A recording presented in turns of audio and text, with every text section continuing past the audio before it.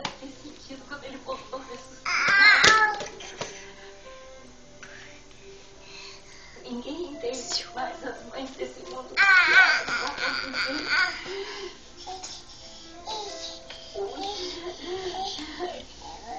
Eu tô ficando muito sentimental. Daqui a pouco você vai querer distância dessa velha chorona.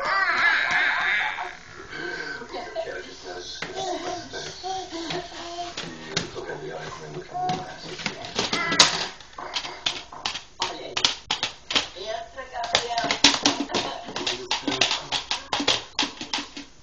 Os cavaleiros não vão intensificar a sua dedicação hoje. Descansa. Dorme bem, tá? Nem vem me dizer que você está se sentindo maravilhosa, porque isso está estampado no seu rosto. Mas o seu corpinho sabe a quanto chegou a sua